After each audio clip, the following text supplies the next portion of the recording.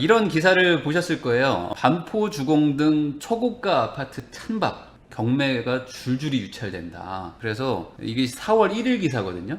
여기 보면은 이제 반포주공 1단지 아파트가 전용 140짜리인데 감정가 41억 9천이다. 그러니까 한 42억 하는 거죠. 그런데 33억 5천만 원이 최저가였는데 그 누구도 나서지 않았다. 이상하죠. 아니 감정이 42억인데 33억에 아무도 안 사. 이 아파트는 지난해 10월 첫 경매 때 감정가보다 높은 42억에 낙찰이 한 번 됐었어요. 그랬는데 법원의 불허 결정. 이 낙찰을 안 된다. 이 낙찰을 거부하겠다라는 게 불허갑니다. 그래서 그 불허 결정에 따라서 다시 경매에 나왔어요. 그러니까 작년 10월에 42억에 낙찰됐던 물건이 지금 33억까지 떨어져서 나왔는데 아무도 안 산 거야. 그래서 다음번에 입찰할 때는 최소 금액이 26억 8천까지 떨어진다는 겁니다. 그런데 현재 중개업소에 나와 있는 매물의 호가는 41억에서 42억 정도다. 그러면 이것만 딱 보면 어때요? 벌써 야, 지금 상황이 이렇게 심각하다 보니까 저 반포 저 대단하다고 막 그동안 막 평당 1억이니 하던 저 아파트들도 줄줄이 박살이 나는구나 라는 느낌이 좀 들지 않나요? 이 기사만 보면. 그런데 뭐 여기만 쓴 게 아닙니다. 뭐 이런 기사가 계속 나오는 거예요. 그러니까 계속 이런 기사들이 많이 나왔어요. 그래서 경매에서 지금 뭔가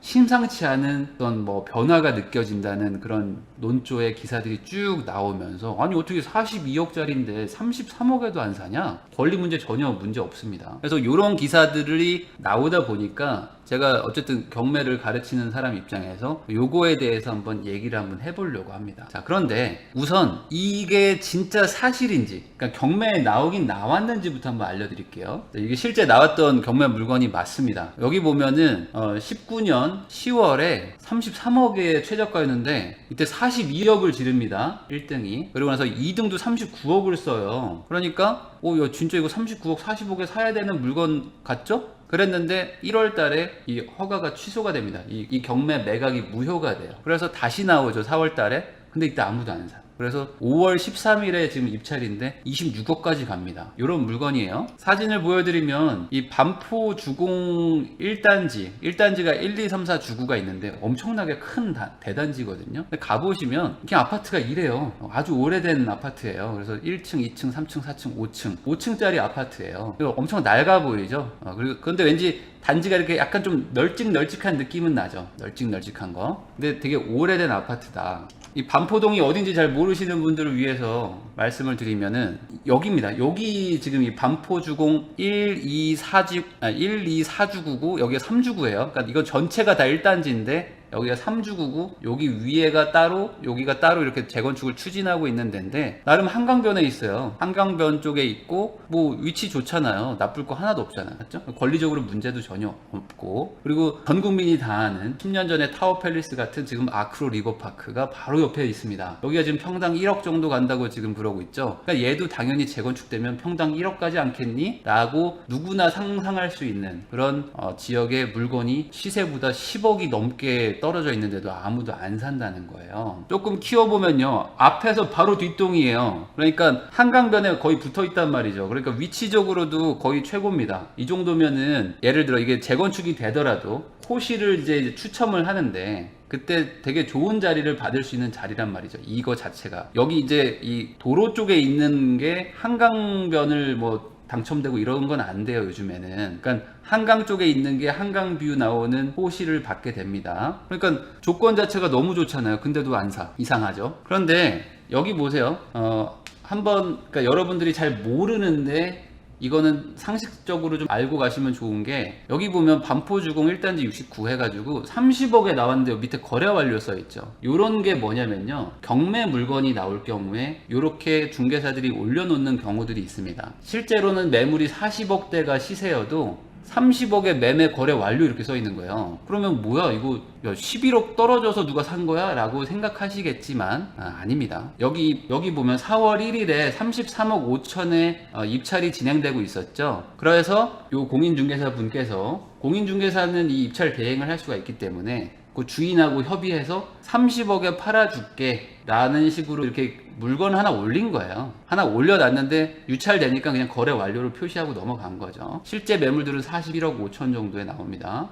같은 평수 다른 매물들 보면 다 41억 5천대, 42억 뭐 이렇게 나와요. 자, 그러면 결론부터 말하기 전에 그럼 얘가 도대체 왜 42억인 거야? 이게 궁금하신 분들이 있을 거 아닙니까? 오늘의 어떤 주제는 약간 이거이기도 해요. 도대체 반포주공 1단지가 왜 42억인 거야? 나라가 미쳤나? 라고 생각하실 수도 있겠지만 그 이유가 있다. 그거에 대해서 설명 한번 해볼게요. 시작은 이때입니다. 2017년 9월 강남권의 부촌의 지도를 우리가 바꾼다 라는 기사가 있습니다. 반포주공 1단지 재건축 수주전. 아까 제가 사진 보여드렸죠? 요렇게 생긴 아파트를 이렇게 바꾸겠다는 거야. 밑에 지금 사진이 잘 안 보이실 수도 있는데 이 대단지를 재건축하는 이 시공권을 두고 17년도에 현대와 GS가 붙습니다.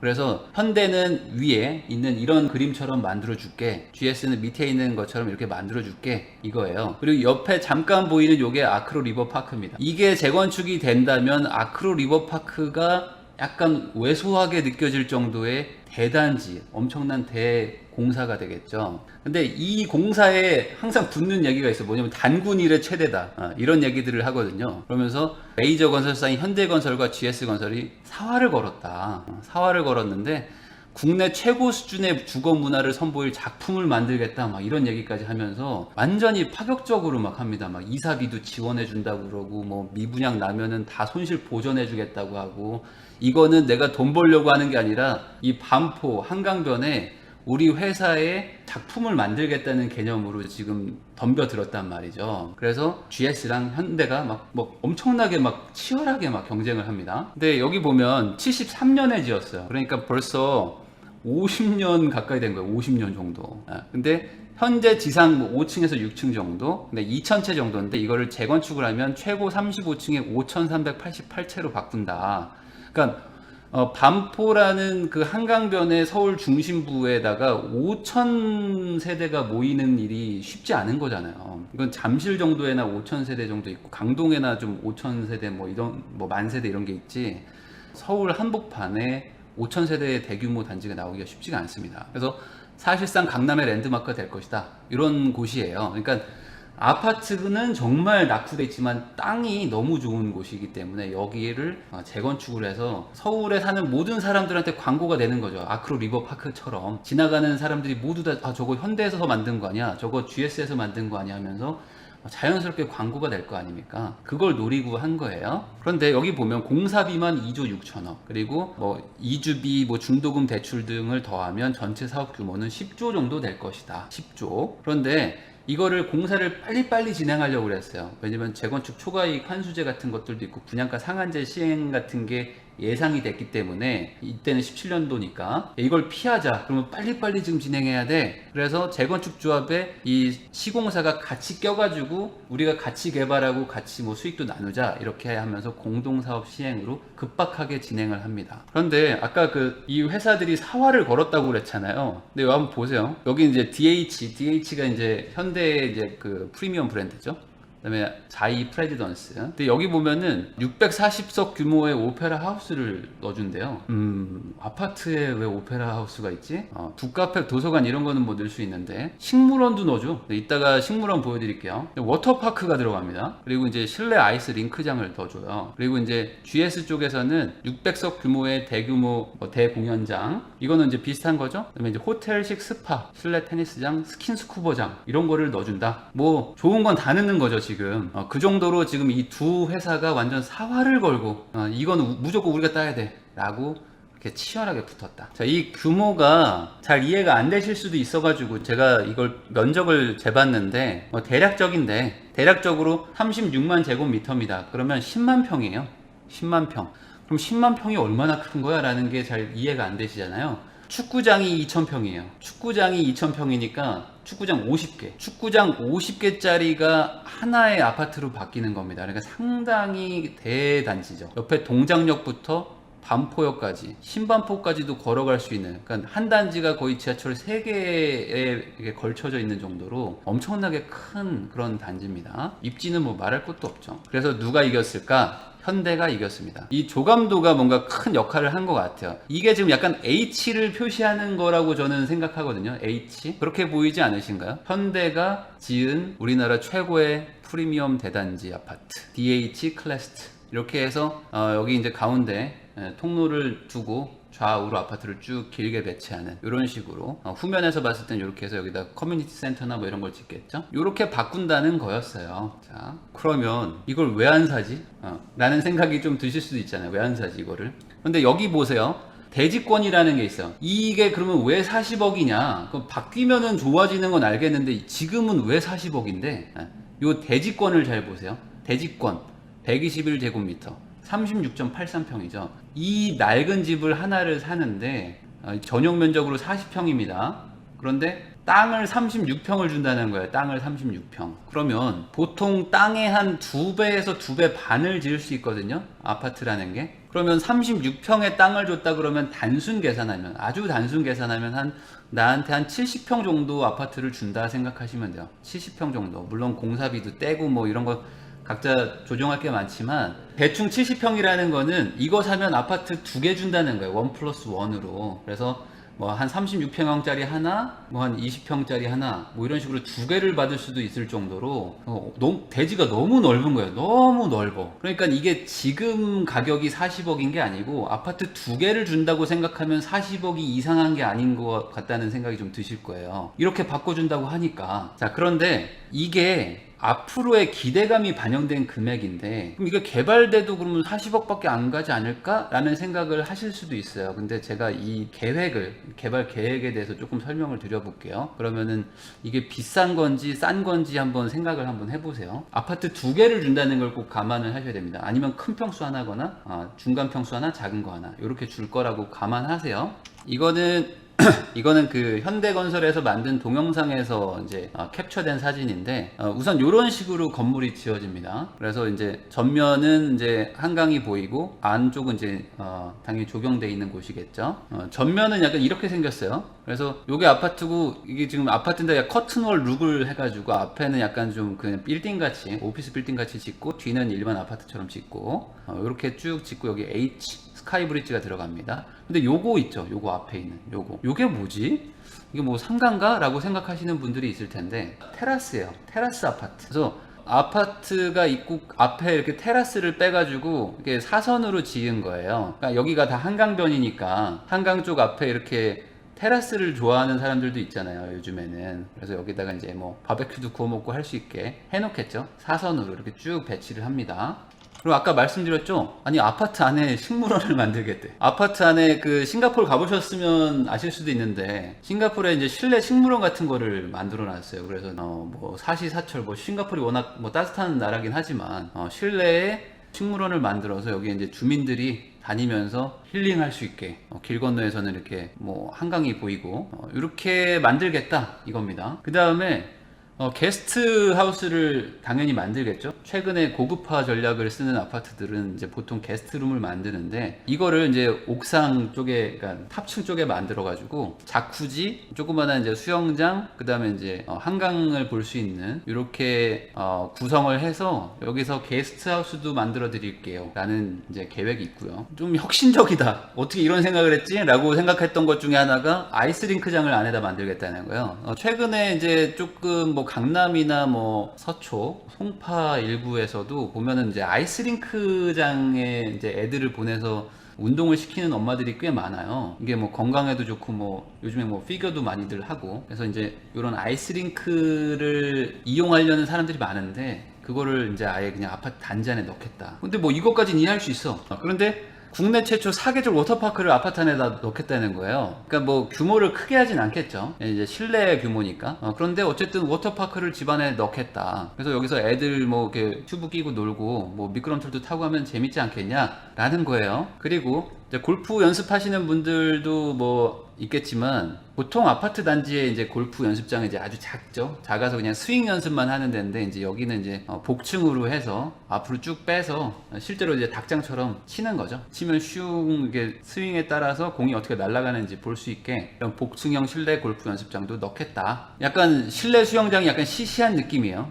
그래서 이것도 당연히 수영장 넣죠. 그 다음에 이제 테니스 코트도 이제 인도어로 하겠다는 거야. 테니스 코트가 보통 야외에 많이 있어가지고 비 오거나 눈 오거나 추울 때 많이들 못 하는데 이제 인도어로 아예 실내로 만들겠다. 프라이빗 볼링장도 만들고 실내 조깅 트랙을 만들겠다. 피트니스 센터는 당연하겠죠. 그 다음에 체육관, 뭐 실내 락클라이밍 뭐 이런 거. 그 다음에 흰옥기 노천탕을 만들겠다. 그래서 여기 안에 겨울에 뭐 밖을 보고 이렇게 할 수 있게 만들겠다는 거예요. 그리고 오페라 하우스 만들어서 뭐 600석 규모로 만들고 프라이빗 시어터를 만들어서 뭐 여기서 영화도 상영하고 뭐 이렇게 하겠다는 겁니다. 자, 그리고 이제 레스토랑 만들어 가지고 이제 뭐 조식 같은 것들 제공하겠죠. 그리고 이제 점심이나 저녁 같은 것도 뭐 하려고 할 거고. 그리고 이제 이게 좀 약간 시시하게 느껴지네. 원형 도서관을 만들어 가지고 책도 볼 수 있게 하겠다 이겁니다. 자, 그러면 이런 디자인과 이런 이제 커뮤니티 시설들을 만들어서 거기다 이제 스카이 브릿지 넣고 여기에 뭐 온갖 뭐 카페도 넣고 뭐 수영장도 막 넣고 막 할 거 아닙니까? 오페라 하우스, 아이스링크장 막 이런 걸 넣겠다. 그러니까 그만큼 이 단지를 어떻게든 최고급 프리미엄 아파트를 만들어서 이게 이 현대건설의 상징이 되게 만들겠다는 게 지금 현대의 어떤 의지였고, 그거를 이제 이 재건축 조합에서 손을 들어준 거죠. 그게 반영된 가격이 40억이라는 겁니다. 그래서 지금 이게 40억씩 하는 거지, 이게 왜 40억이야? 도대체가 아파트가 40억이 말이 돼? 미쳤다라고 하기에는 그거는 약간 오해신 거예요. 이게 사실상 두 채 가격이다. 그리고 이게 재건축이 되면 얼마겠는가? 이게 그때도 40억이겠는가? 저렇게 만들어 주는데 라고 생각을 해보면 조금 생각이 좀 달라질 수도 있어요. 아까 말씀드렸듯이 지금 아크로 리버파크 있죠?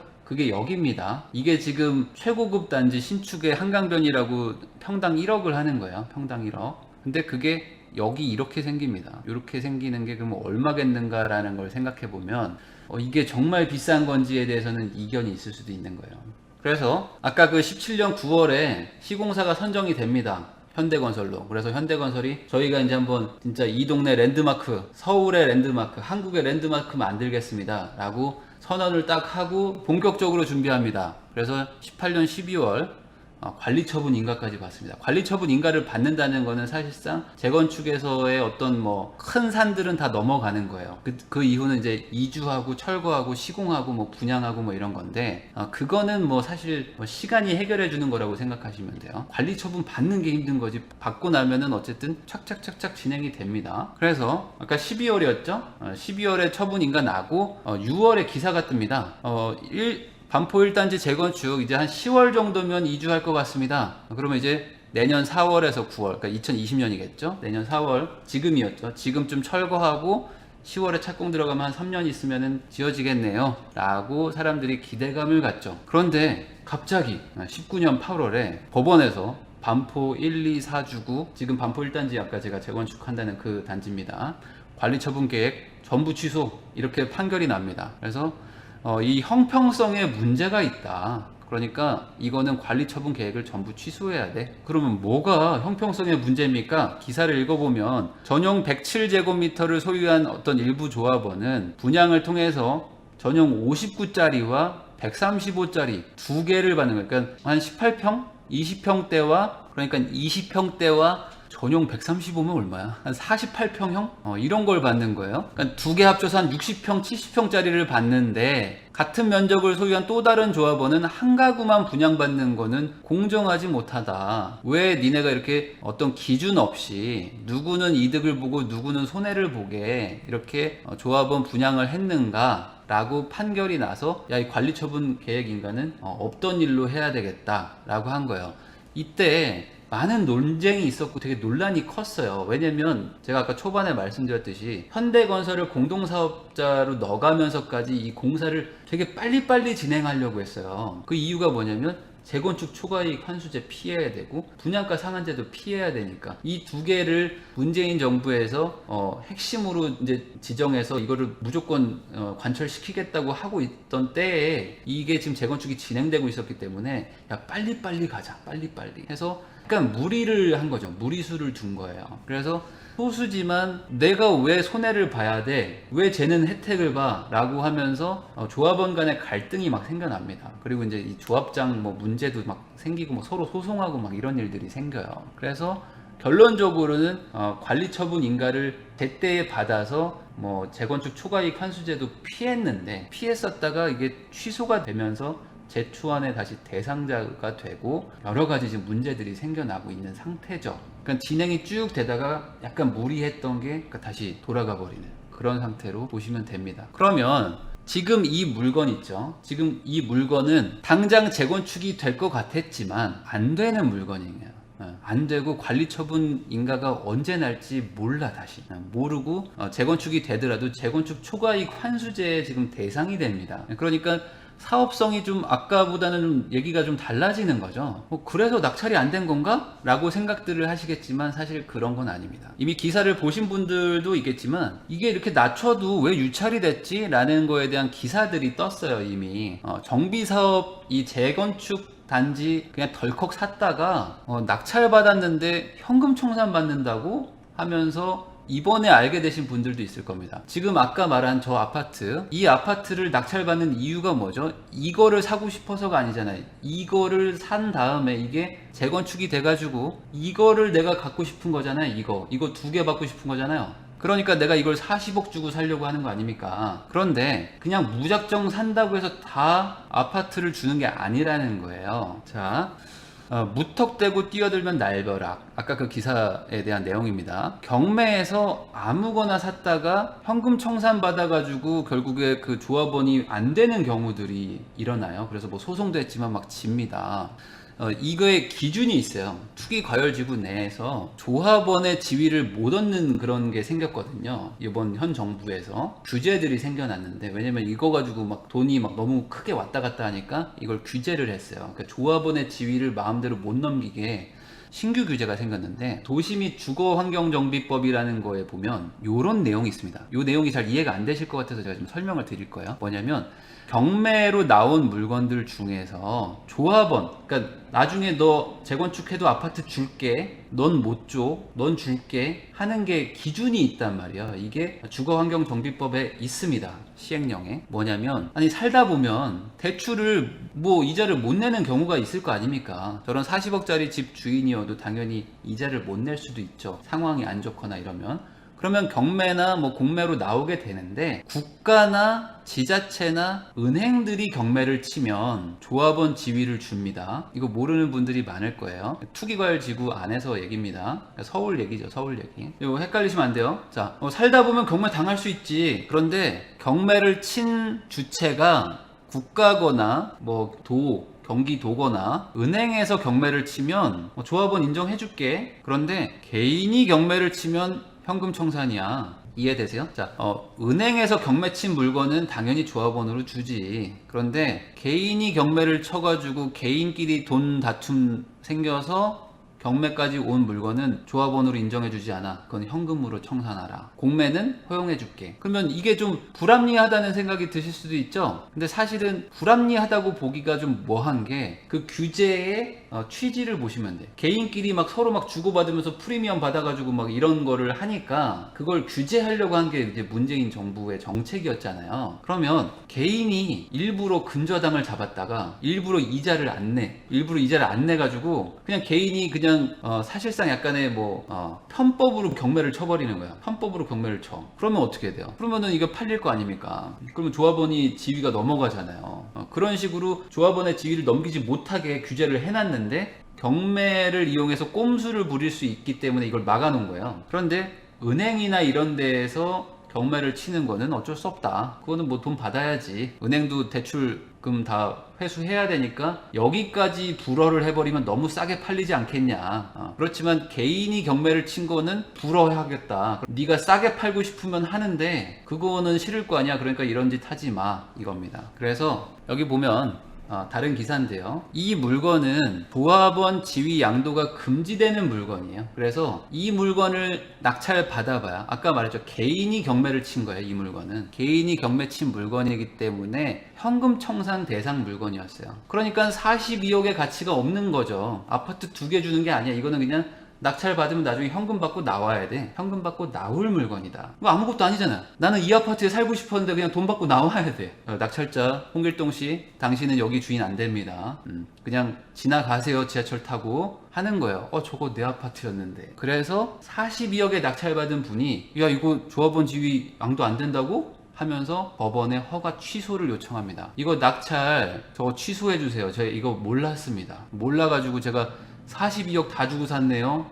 저 이거 큰일 나요. 저 보증금 2억 6천이죠. 보증금 2억 7천 날라갑니다. 저 좀 봐주세요 해서 그래 법원이 허가를 취소해 줍니다. 그리고 나서 33억이 딱 된 거죠. 근데 누가 사 이거를? 누가 사? 현금 청산은 이제 감정을 정확하게 해봐야 되는데 30억대 초반대로 추정하고 있다. 그렇기 때문에 26억대로 유찰돼도 살까 말까예요. 지금 살까 말까. 그래서 유찰이 된 것이다 라는 게 이 내용에 숨겨진 결론입니다. 그러니까 이게 42억짜리가 33억이 됐는데도 안 팔린다. 강남 이제 폭락하나? 라는 기사에 현혹되실 필요가 없어요. 이걸 누가 삽니까? 저 같아도 안 사죠. 잘 쳐줘야 30억 정도 쳐줄까? 32억 정도 쳐줄까? 하는 물건인데 33억에 살 사람이 어디 있습니까? 이번에 누가 낙찰을 받겠죠. 낙찰 받을까?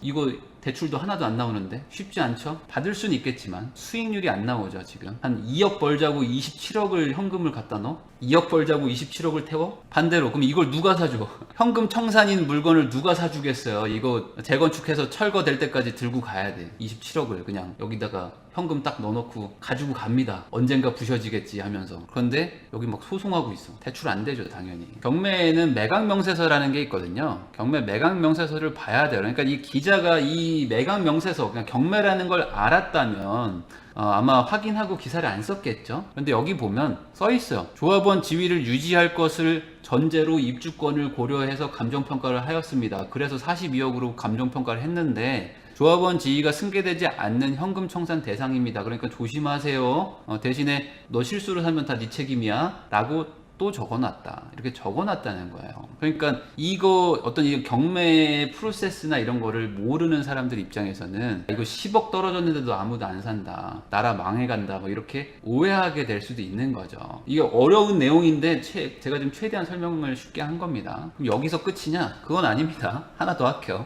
그럼 이런 경우가 뭐 요거 반포 하나만 있었을까요? 아니겠죠. 여의도에 시범 아파트라고 있습니다. 시범 아파트가 1월 달에 잠깐 나옵니다. 경매로 하나 나와요. 근데 15억 5천에 나와요. 15억 5천. 그러면 이게 뭐 왜 이렇게 비싸? 라고 생각하실 수도 있는데 이게 17타경이죠. 2017타경이라는 건 뭐냐면 2017년도에 경매가 시작됐다는 거예요. 그러면 2017년도에 감정평가를 했겠죠. 그러니까 2017년도에 감정평가를 한 금액이 15억이라면 지금은 얼마일까요? 2017년 대비해서 2020년이면 더 비싸지지 않았겠어요? 우리가 그렇게 추론할 수 있죠. 지금은 한 20억 정도 합니다. 20억 정도 왔다 갔다 하는데 뭐 내부 인테리어에 따라 다르겠지만 19억, 20억은 뭐 확실한 거죠. 그러니까 이 정도 가격대인데 현재 15억 5천에 탁 나와요. 그러면 1월 7일 전, 한 1월 7일 한 며칠 전에 사람들이 얼마나 설레었을까? 맞죠? 설레었겠죠?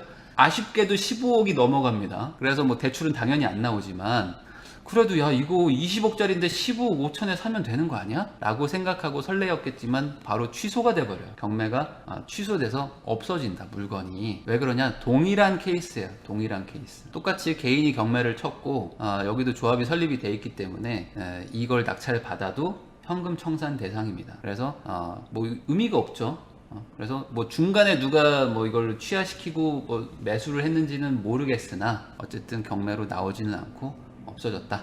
이거는 시범 아파트. 아까 여의도 시범 아파트의 뭐 조감도 중에 하나입니다. 조감도가 여러 가지 버전이 있는데 그 중에 하나예요. 이것도 뭐 멋있게 짓죠.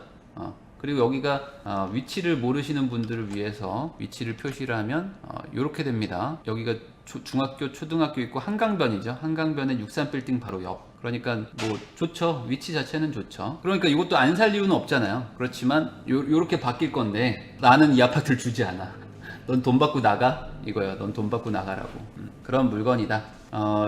그래서 이렇게 이 42억 반포 아파트가 30억에도 팔리지 않는 이유에 대해서 한번 알아봤는데 여러분들도 기사만 보면 이렇게 오해할 수가 있어요. 근데 그 내부 사정을 보면 어떤 디테일의 어떤 게 차이가 숨어 있으니까 여러분들도 그런 거를 알아낼 수 있게 공부를 많이 하시는 게 좋습니다. 그래서 요거는 이제 이렇게 마무리할게요.